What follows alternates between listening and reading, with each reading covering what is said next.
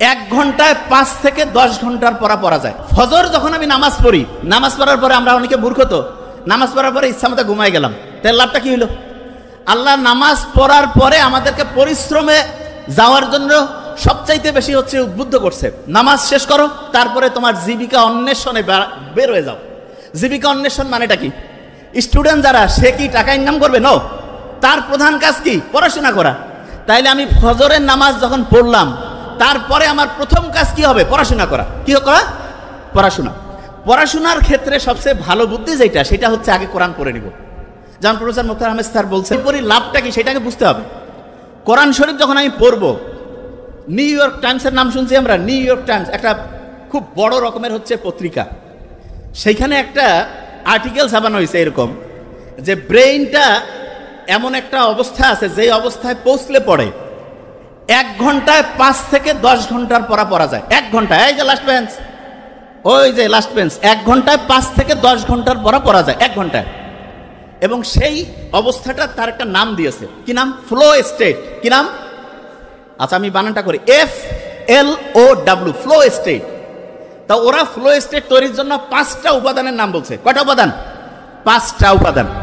এবং খুব মজার ব্যাপার, সেই 5টা উপাদান তৈরির জন্য যে আলাদা আলাদা 5টা কাজ আছে, সেই 5টা কাজের যে সামারি, সেই কাজটা আল্লাহ নামাজের মধ্যে কোরআন পড়লে সেই সিস্টেমটা চালু করে দিয়েছে।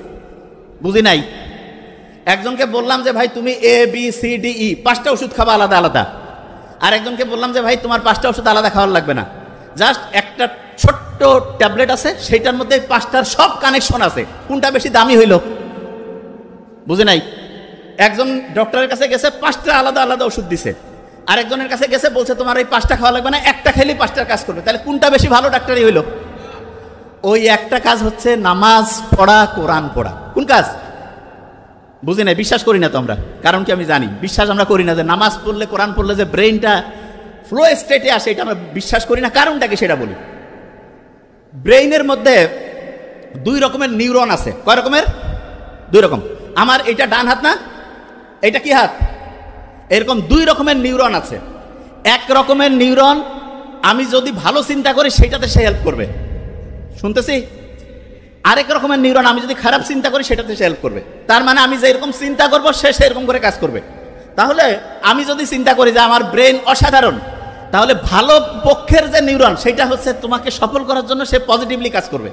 আর আমি যদি চিন্তা করি না আমার ব্রেন ঠিকভাবে কাজ করে না, আমার মাথার মানে হচ্ছে শক্তি কমে গেছে, আমার খেয়াল থাকে না, তাহলে ওই নিউরন, যে নিউরনটা খেয়াল না রাখতে তোমাকে হেল্প করবে, সেইটা কাজ করবে।